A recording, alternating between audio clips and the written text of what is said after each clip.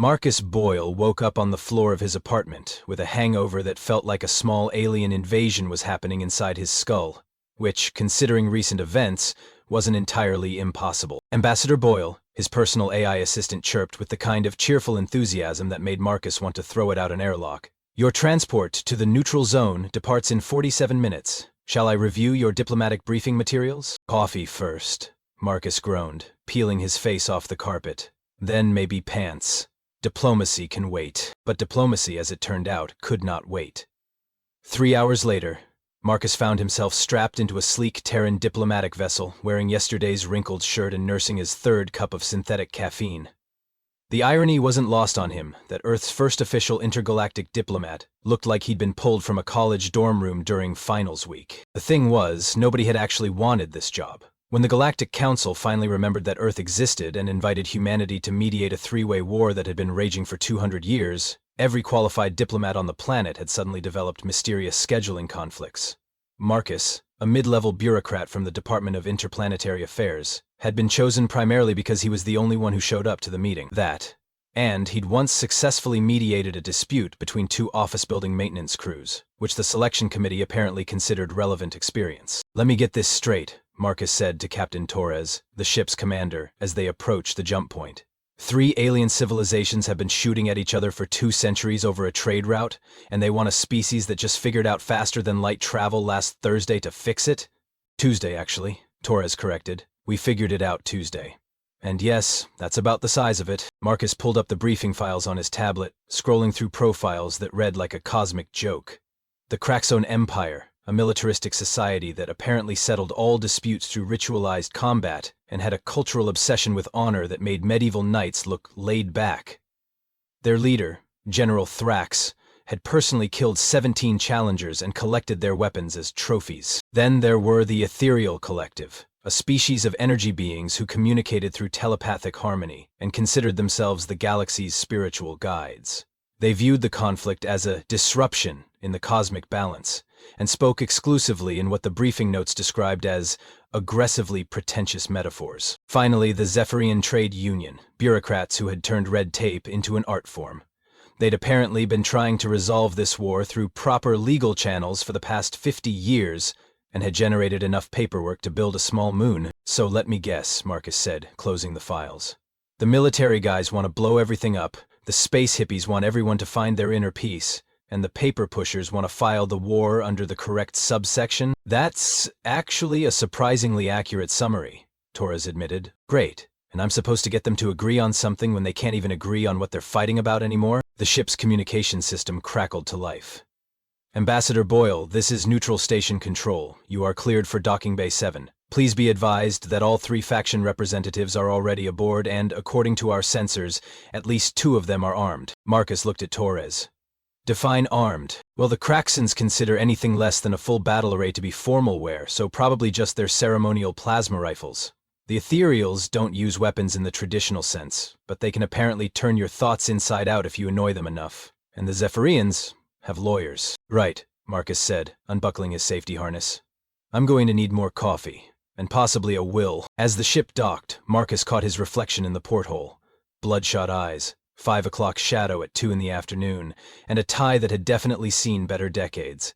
He looked exactly like what he was, a guy who'd stumbled into the most important diplomatic mission in human history, through a combination of bad luck and administrative oversight. You know what? He said to his reflection. How hard can it be? The answer to Marcus's question became apparent roughly 30 seconds after stepping onto Neutral Station 7, when he walked directly into what appeared to be a heated argument between a 7-foot-tall armored lizard, a glowing jellyfish, and a very stressed-looking purple octopus, wearing a uniform covered in badges. Oh, excuse me, Marcus said, sidestepping around them. Don't mind me, just heading to the diplomatic suite. The argument stopped. All 3 aliens turned to stare at him with expressions that, despite their wildly different anatomies, all clearly conveyed the same message. Who is this idiot? You are the human diplomat? The armored lizard rumbled in a voice like grinding metal. That's me, Marcus said, extending his hand in what he immediately realized was probably not a universal greeting. Marcus Boyle, Earth's finest. Well, Earth's only, but let's stay positive. The lizard looked at his outstretched hand with the kind of confusion usually reserved for advanced physics problems. The glowing jellyfish pulsed a few different colors, and the purple octopus frantically shuffled through a stack of papers with 4 different hands. "I am General Thrax of the Kraxon Empire," the lizard said, completely ignoring the handshake. "I have conquered 17 star systems and never known defeat in honorable combat." "Cool," Marcus said, lowering his hand. "I once won a hot dog eating contest at a county fair, so I get it. Competition's tough out there." General Thrax's eyes narrowed, which was impressive considering they were already pretty narrow to begin with. "You mock my achievements?" "What?" "No, buddy. I'm just saying we've all got our wins, you know. Yours involve slightly more explosions than mine, but hey, different skill sets." The glowing jellyfish drifted closer, speaking in a voice that sounded like wind chimes having an existential crisis. "I am Lumina the Transcendent, speaker for the Ethereal Collective. Your aura is surprisingly dense for such a primitive species." Marcus squinted at her. "Is that good or bad? And are you always this, glowy? Because it's kind of like looking at a really pretty lava lamp." Lumina pulsed bright orange, which could have meant anything from deep offense to cosmic enlightenment. With space jellyfish it was hard to tell. The octopus cleared his throat, or what passed for a throat. "Bureaucrat Prime Inkwell, Zephyrian Trade Union. Form 23B Diplomatic Certification. Subsection 12, Paragraph 4. I have prepared the standard first contact documentation packet, which includes your species classification forms, diplomatic immunity waivers, and a brief questionnaire regarding your planet's tax structure." He thrust a stack of papers at Marcus that was roughly the size of a phone book. Marcus looked at the papers, then at Inkwell, then back at the papers. "You know what? I'm just going to file this under deal with later and put it right here," he said, setting the stack on a nearby console. "We can do the paperwork thing after we figure out how to stop you guys from shooting at each other. Deal?" Inkwell's tentacles writhed in what Marcus hoped was bureaucratic distress rather than preparation for violence. Commander Vex, the station's 4-armed security chief, approached the group with the weary expression of someone who'd been dealing with this circus for far too long. "Ambassador Boyle, welcome to Neutral Station 7. I trust your journey was eventful?" "Not too bad," Marcus said. "Though I've got to ask, do you guys have any coffee on this station? Because I'm running on about 3 hours of sleep and what I'm pretty sure was expired orange juice." "Coffee?" Vex repeated, clearly unfamiliar with the concept. "Yeah, you know, liquid motivation. Brown, bitter, makes you slightly less homicidal in the morning. Please tell me one of you has discovered caffeine." The 3 faction representatives exchanged glances, which was interesting because Marcus was pretty sure the jellyfish didn't actually have eyes. "This human," General Thrax said slowly, "speaks of combat preparation rituals. He seeks chemical enlightenment," Lumina added, pulsing thoughtfully. "Performance enhancement substances," Inkwell noted, pulling out another form. "That's going to require additional documentation." Marcus looked around at the 4 aliens, all staring at him with expressions ranging from confusion to fascination. "Right," he said. "This is going to be interesting." The first sign that things were going off the rails came during what was supposed to be a simple introductory meeting. Marcus had found himself in Conference Room Alpha, sitting across from 3 species who'd been trying to kill each other for 2 centuries, and somehow the conversation had turned to human mating rituals. "So you're telling me," General Thrax said, leaning forward with predatory interest, "that humans engage in elaborate courtship battles called dating, where they compete for mates through displays of resource acquisition and combat prowess?" Marcus nearly choked on his coffee. Commander Vex had managed to synthesize something that was almost, but not quite, entirely unlike coffee, which was still better than no coffee at all. "I mean, that's one way to look at dinner in a movie, I guess." "Fascinating," Lumina pulsed, her ethereal form shifting through several colors. "And this Netflix and chill you mentioned is a meditative practice designed to achieve spiritual union with another consciousness?" Marcus said, wondering how his explanation of human entertainment had gone so far off course. "Sure. Let's go with that." Bureaucrat Prime Inkwell was frantically taking notes with 3 of his tentacles, while the 4th held up a recording device. "And these taxes you mentioned are a form of ritualistic tribute to maintain social order? How many forms are required for a standard revenue submission?" "Too many," Marcus said firmly. "Way, way too many." The 3 aliens exchanged what he was beginning to recognize as their version of meaningful looks, which was weird, because half an hour ago they'd been arguing about trade route violations and territorial expansion, and now they were treating him like he'd just revealed the secrets of the universe. General Thrax stood abruptly, his armor clanking. "Human Marcus," he said formally, "I wish to speak with you privately about your warrior culture." Before Marcus could explain that his warrior culture mostly involved arguing with customer service representatives, Thrax had steered him to a corner of the room. "Your people," Thrax said in what he probably thought was a whisper but sounded more like a garbage disposal. They must be formidable fighters to have achieved such casual dominance over their homeworld. Casual dominance, Marcus repeated. The way you dismissed my achievements earlier, showed no fear in the face of superior firepower, treated formal diplomatic protocols as optional suggestions. This is the confidence of a species that has never known true defeat. Marcus stared at him. Buddy, I think you're reading way too much into me. Just being tired and undercaffeinated. Exactly. Thrax's eyes gleamed. You face interstellar war mediation as if it were a minor inconvenience. Such warrior spirit. The Kraxon Empire would be honored to form an alliance with such fierce fighters. Before Marcus could explain that his reaction was less warrior spirit and more complete ignorance of the situation's gravity, Lumina had drifted over. Forgive the interruption, she chimed, but I too must speak with the human about his people's transcendent wisdom. She guided Marcus to another corner, leaving Thrax looking territorial. Your questions earlier, Lumina said, her form pulsing with what seemed like excitement. They cut straight to the heart of our conflict. When you asked why we don't just talk it out like grown-ups, you revealed the profound simplicity that underlies all cosmic truth. I was mostly just wondering why everyone's making this so complicated, Marcus said. You passed the illusions of complexity to the pure essence beneath. And when you described human meditation practices like binge-watching, you spoke of achieving harmony through shared narrative experiences. The ethereal collective has much to learn from your people's enlightened approach to consciousness expansion. Marcus was starting to get a headache that had nothing to do with his hangover. Look, I think there might be some misunderstanding here. Ambassador Boyle, Inkwell interrupted, his tentacles practically vibrating with bureaucratic excitement. A moment of your time? And suddenly Marcus found himself in a third corner of the room, which shouldn't have been geometrically possible, but apparently was. Your casual dismissal of my documentation packet, Inkwell said, was brilliant. By refusing to engage with unnecessary preliminary procedures, you demonstrated the kind of streamlined efficiency the Zephyrin Trade Union has been trying to achieve for centuries. And your tax system, the elegant brutality of it, forms that ordinary citizens must navigate without proper training or guidance. It's revolutionary. It's really not, Marcus said weakly. Nonsense. Your people have clearly mastered the art of beneficial bureaucratic intimidation while maintaining the illusion of public service. The trade union could learn much from Earth's administrative innovations. Marcus looked across the room at Commander Vex, who was watching this whole exchange with the expression of someone watching a slow major disaster unfold. Vex caught his eye and made a gesture that was probably the universal sign for, you're on your own, buddy. The weirdest part wasn't that all three factions were suddenly fascinated by humanity. The weirdest part was that they were all fascinated by completely different aspects of humanity, none of which were even remotely accurate. And somehow Marcus kept accidentally reinforcing their misconceptions every time he opened his mouth. So, he said, looking at the three alien representatives who were now eyeing each other with what looked like competitive determination.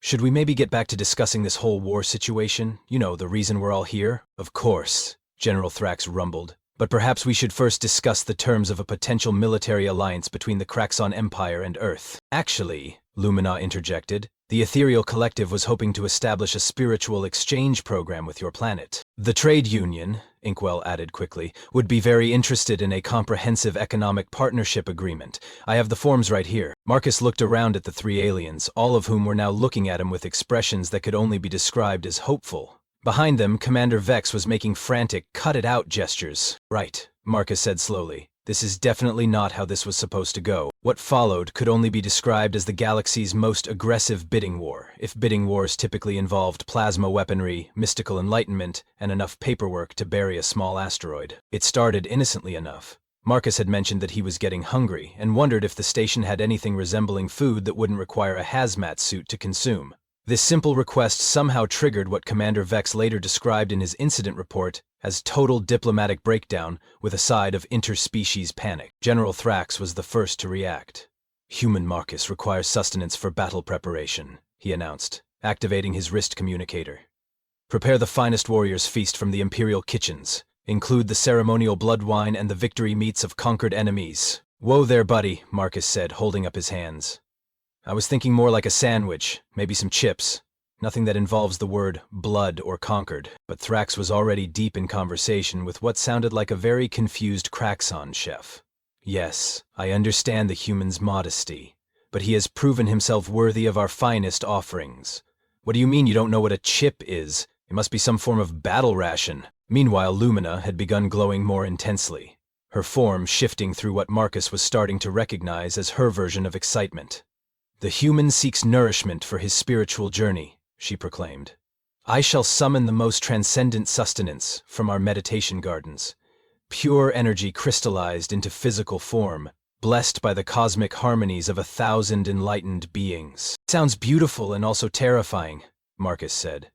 "But really, I just want something that won't glow in the dark or require a religious ceremony to eat." Bureaucrat Prime Inkwell, not to be outdone, had already produced a stack of forms that reached his shoulder. "Food Service Request Form 47C," he announced triumphantly.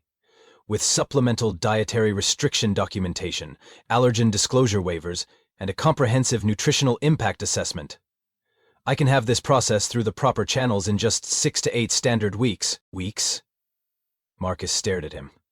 "I'll be dead by then, from starvation, which seems counterproductive to the whole peace process." "Ah," Inkwell said, shuffling his papers excitedly. "Emergency food service provisions. Form 47C urgent. That brings it down to 3 weeks, assuming all documentation is properly notarized." Marcus rubbed his temples, feeling a headache building that had nothing to do with his hangover, and everything to do with the fact that asking for a sandwich had somehow turned into an international incident. "You know what?" he said. "Forget the food for now. Let's talk about something else. Like, I don't know, how about we discuss what you're actually fighting about?" This suggestion was met with uncomfortable silence from all 3 factions. "Right," General Thrax said eventually. "The war. Yes.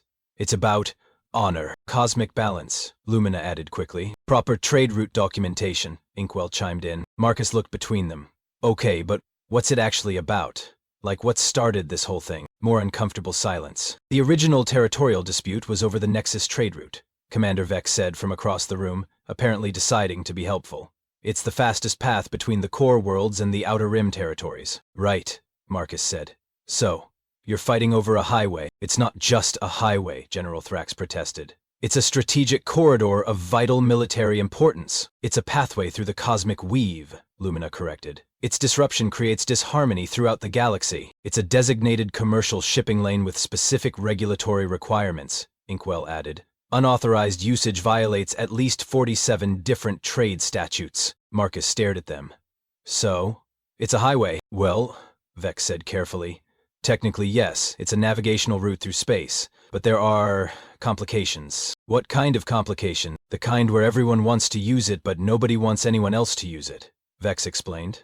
"The Craxans claim it by right of conquest, the Ethereals say it's a sacred pathway that belongs to all sentient beings, and the Zephyrites insist it requires proper licensing and registration for legal transit." Marcus processed this information.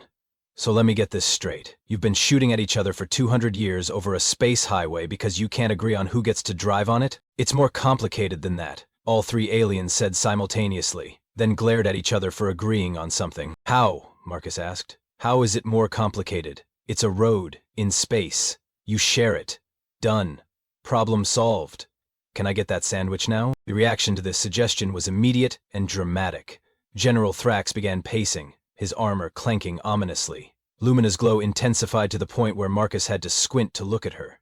Inkwell started shuffling through his papers so rapidly that some of them caught fire from the friction. "Share," Thrax rumbled. "The human speaks of revolutionary military strategy, shared resources to strengthen all forces against common enemies." "The wisdom of unity," Lumina pulsed. "He sees the cosmic truth that all consciousness is interconnected." "Collaborative resource management," Inkwell exclaimed, pulling out a fresh stack of forms. "Joint operational oversight, shared maintenance costs. The efficiency implications are staggering." Marcus looked at Commander Vex, who was now making a gesture that was probably the universal sign for, "I'm updating my resume and getting off this station as soon as possible." "This is getting out of hand," Marcus muttered. "What?" General Thrax leaned forward eagerly. "Did you say something about getting hands? Is this another human combat technique?" "He mentioned getting out," Lumina added. "Transcending physical limitations, achieving higher dimensional awareness." "Hand-based documentation management," Inkwell noted, scribbling frantically. "Are all human administrative systems biometrically secured?" Marcus opened his mouth to respond, then closed it, then opened it again, then closed it and looked at Vex with an expression of pure desperation. Vex, to his credit, stepped in. "Perhaps we should take a short recess," he suggested diplomatically. "Give everyone time to process these new concepts." "Excellent idea," all 3 faction representatives said, again simultaneously. then resumed glaring at each other. Ambassador Boyle, Vex continued, perhaps you'd like to see your quarters, get some rest before we continue? Yes, Marcus said gratefully. Yes, I would very much like to hide in my room and pretend this is all just a very weird dream. The human requires meditation time, Lumina observed, to commune with the cosmic forces and prepare for greater revelations. Rest is crucial for maintaining peak combat readiness, Thrax agreed. I respect the human's tactical discipline. Schedule downtime for optimal administrative efficiency, Inkwell nodded approvingly. I have forms for that. As Vex led Marcus away from the conference room, Marcus could hear the three aliens immediately launch into what sounded like a very heated discussion about Earth's diplomatic preferences, human psychology, and whether Marcus's casual mention of pizza delivery constituted a revolutionary breakthrough in logistics management. Commander Vex, Marcus said quietly as they walked down the corridor, please tell me you have some kind of escape pod on this station. Several, Vex replied. But at this point, I think they might follow you. Behind them, the argument in the conference room was getting louder. Marcus could make out phrases like exclusive alliance, spiritual partnership, and comprehensive trade agreement with full documentation packages. They're not actually talking about ending the war anymore, are they? Marcus asked. No, Vex said sadly. Now they're arguing about who gets to be friends with Earth. Marcus stopped walking. This is my fault. Well, Vex said diplomatically, you did ask for a sandwich. Marcus had managed exactly 43 minutes of peace in his quarters before the shouting started. Not regular shouting, mind you, but the kind of multilingual, multi-species shouting that suggested someone was about to start shooting, and probably wouldn't stop until the station's hull was riddled with more holes than a piece of Swiss cheese. He found the three faction representatives in what used to be Conference Room Alpha, but now looked more like a war zone decorated by a particularly vindictive interior designer. General Thrax had apparently flipped the conference table, which was impressive considering it was bolted to the floor. Lumina was glowing so brightly that the room's emergency lighting had automatically dimmed to compensate, and bureaucrat Prime Inkwell had somehow managed to wallpaper half the room with forms, creating what looked like the galaxy's most depressing bureaucratic fort. What in the name of all that's caffeinated is going on in here? Marcus demanded. The Kraxon Empire, Thrax roared, pointing one massive clawed finger at his counterparts, refuses to accept the ethereal collective's presumptuous claim to exclusive spiritual guidance over your species. Presumptuous? Lumina's voice hit a pitch that made Marcus's teeth ache. The trade union's attempt to bind Earth in regulatory chains is a cosmic travesty that disrupts the very flow of universal harmony. Regulatory chains? Inkwell's tentacles were waving so frantically he looked like he was trying to flag down traffic in 4 directions at once. The Krakoxon Empire's proposal amounts to nothing less than military conscription of an entire planet. The paperwork violations alone would take centuries to process. Marcus looked around the destroyed conference room, then at Commander Vex, who was standing in the doorway holding what appeared to be a very large stun gun and wearing the expression of someone who was seriously considering early retirement. Okay, Marcus said, his voice cutting through the chaos. Everyone shut up for 30 seconds and let me get this straight. The three aliens continued arguing. I said shut up, Marcus snapped, and something in his tone must have gotten through, because sudden silence fell over the room. Thank you. Now, let me see if I understand the situation here. You're fighting because each of you wants an exclusive deal with Earth. The military guys want us to join their space army, the glowy folks want us to be their spiritual students, and the bureaucrats want to drown us in paperwork until we agree to whatever they're selling. Is that about right? Well, Thrax began. That's a gross oversimplification, Lumina started. The regulatory framework is much more nuanced, Inkwell protested. I said shut up, Marcus repeated. And they did. Here's the thing. You're all acting like idiots. Commander Vex made a small choking sound. The three faction representatives stared at Marcus with expressions ranging from shock to outrage to bureaucratic horror. Did I stutter? Marcus continued. You're acting like idiots, all of you. You've been shooting at each other for 200 years over a highway in space. A highway? Do you know what humans do when we can't agree on who gets to use a highway? We put up a toll booth and charge everyone equally. Problem solved.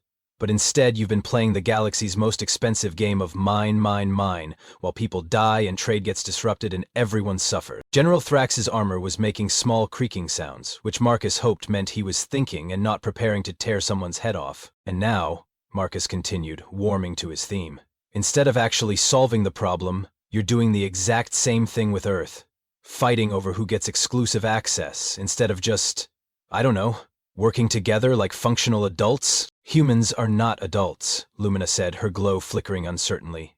Your species is barely out of its technological infancy. Exactly. Marcus threw his hands up. We're the new kids in the cosmic neighborhood, and you're all trying to be our best friend, not because you like us, but because you want something from us. That's not friendship, that's recruitment, and it's creepy. Inkwell shuffled his papers nervously. The trade union's offer is quite generous. Your offer, Marcus said, turning to face him, involves more paperwork than my planet has trees. Do you know what humans call excessive bureaucracy? A nightmare. We have a saying, life's too short for this nonsense. And our lives are really short compared to yours, so that should tell you something. He turned to Lumina. And you want us to be your spiritual students? Lady, we can't even agree on which way the toilet paper should hang. Half our planet thinks pineapple belongs on pizza, and the other half considers that a war crime. You really think we're ready for cosmic enlightenment? Lumina dimmed noticeably. Finally, Marcus faced General Thrax. And you want us in your army? Buddy, our most advanced military strategy is shoot first, ask questions later. Then argue about it on social media. You've been fighting this war for 2 centuries. We've been in space for what, 5 minutes? What exactly do you think we're going to bring to the table besides enthusiasm and a shocking lack of situational awareness? The silence that followed was the kind of silence that usually preceded either profound revelation or spectacular violence. Marcus was really hoping for the former. Here's what's gonna happen, he continued, his voice taking on the tone he used to use when explaining to his old office's maintenance crews why they couldn't just duct tape everything and call it fixed. You're going to stop fighting over the highway. You're going to share it. I don't care how you work out the details. Make a schedule, draw straws, play rock, paper, scissors. I don't care. But you're going to figure out a way to let everyone use it without shooting at each other. But the honor of the Empire, Thrax began weakly, will survive sharing a highway. Marcus cut him off. Your honor isn't so fragile that it shatters the moment someone else gets to use the same road as you. The cosmic balance, Lumina tried. We'll be just fine with a little practical cooperation, Marcus interrupted. Sometimes the most enlightened thing you can do is split the check. The regulatory complexity, Inkwell started, can be handled by grown-ups sitting around a table and talking like civilized beings instead of throwing 2-century-long tantrums, Marcus finished. He looked around at the 3 aliens, who were all staring at him with expressions he couldn't quite read. Look, he said, his voice gentler now. I get it. You've been fighting for so long that you've forgotten what you were originally fighting about. It happens. Humans do it too. We once had a war that started because someone threw a guy out of a window, and by the time it was over, nobody remembered what the window thing was about. But here's the secret to ending a stupid fight. You admit it's stupid, you stop doing it, and you move on with your life. The silence stretched on for what felt like several geological epochs. Finally, General Thrax spoke. The human suggests that our conflict has been unproductive. He implies that our approaches lack practical wisdom, Lumina added thoughtfully. The efficiency metrics are indeed quite poor, Inkwell admitted, consulting one of his forms. Marcus blinked. Are you guys actually listening to me? The human's tactical assessment is not without merit, Thrax said slowly. Perhaps shared usage of the trade route would demonstrate strength through cooperation, rather than weakness through division. Unity consciousness, Lumina mused, her glow shifting to warmer tones. All beings traveling the same path toward enlightenment. There is cosmic beauty in such simplicity. Joint operational oversight would significantly reduce administrative overhead, Inkwell said, looking genuinely excited about the prospect. The cost savings alone would justify the regulatory restructuring. Marcus stared at them. Wait, are you agreeing with me? The human's wisdom is profound, Thrax said formally. Perhaps the Kraxon Empire has been overly focused on individual glory at the expense of strategic efficiency. His simple truths cut through the illusions that have clouded our judgment, Lumina agreed. The ethereal collective may have lost sight of practical compassion in our pursuit of perfect harmony, and the trade union's documentation requirements may have become somewhat excessive, Inkwell admitted. Efficiency should serve beings, not the other way around. Marcus looked at Commander Vex, who was staring at the scene with the expression of someone witnessing a miracle. So, Marcus said carefully, you're saying you'll work together to share the trade route? All 3 aliens nodded. And you'll stop shooting at each other? More nodding, and you'll figure out a way to manage this like reasonable adults without turning it into another 200-year war. We shall draft a preliminary cooperation framework, Thrax declared, with proper spiritual consultation to ensure cosmic harmony, Lumina added, and comprehensive documentation to maintain regulatory compliance, Inkwell finished. Marcus sat down heavily in the nearest chair that hadn't been destroyed. I can't believe that actually worked. The human's diplomatic methodology is revolutionary, Thrax observed. Direct confrontation of illogical behavior combined with practical solutions and motivational clarity. He speaks truth with the force of cosmic wind, Lumina agreed. Cutting through pretense to reveal essential wisdom. The efficiency of his approach is remarkable, Inkwell noted. Minimal documentation, maximum results. Marcus rubbed his temples. You guys are going to make this weird again, aren't you? 6 hours later, Marcus found himself in the station's observation lounge, nursing what Commander Vex had assured him was definitely not alcohol but tasted suspiciously like paint thinner mixed with regret. Through the massive viewport he could see 3 separate fleets that had been pointing guns at each other for the better part of 2 centuries, now working together to set up what appeared to be the galaxy's first cooperative traffic management system. It was beautiful, in a deeply disturbing way. Ambassador Boyle, came a familiar voice behind him. Marcus turned to see Bureaucrat Prime Inkwell approaching with what looked like a folder thick enough to stop small arms fire. Please tell me that's not more paperwork, Marcus said weakly. Oh no, Inkwell said cheerfully. This is your appointment documentation for your new position as Supreme Galactic Mediator. It comes with a very generous benefits package and your own diplomatic cruiser. The fuel costs alone are covered under subsection 15 of the Interstellar Peace Maintenance Act. Marcus stared at the folder. My what now? Supreme Galactic Mediator, General Thrax said, materializing beside them with the kind of stealth that shouldn't have been possible for someone wearing that much armor. The Galactic Council voted unanimously to create the position specifically for you. Very impressive. Most of their votes usually involve at least 3 abstentions and a minor armed conflict. But I don't want to be a supreme anything, Marcus protested. I just want to go home and forget this ever happened. The human practices humble wisdom, Lumina observed, drifting into the conversation with the kind of timing that suggested they'd all been waiting for this moment. Refusing power when it is offered is the mark of one truly worthy to wield it. That's not wisdom, that's self-preservation, Marcus said. Do you have any idea how much paperwork a job like that would involve? Approximately 47,000 forms per standard galactic year, Inkwell said helpfully, plus supplemental documentation for special circumstances and emergency mediation protocols. I've prepared an introductory packet to get you started. Marcus looked at the folder Inkwell was holding. It was bigger than some textbooks. That's the introductory packet? Just the basics, Inkwell assured him. The comprehensive documentation set is being delivered to your new office as we speak. My new office, Deck 7, Section C, Thrax said. Fully equipped command center with direct communication links to all major galactic powers. The security system alone cost more than most planets' annual defense budgets. And we've installed a meditation chamber for spiritual guidance, Lumina added. The crystals are calibrated to your specific human consciousness frequency. Marcus felt a headache building that had nothing to do with Vex's suspicious not alcohol. Guys, I appreciate the gesture, I really do, but I'm not qualified for this job. I'm a mid-level bureaucrat from a planet that just figured out how to leave its own solar system. Yesterday I was nobody special, and today you want me to be the galaxy's relationship counselor? Yesterday, Thrax corrected, you ended a war that the best diplomatic minds in the galaxy couldn't resolve in 2 centuries.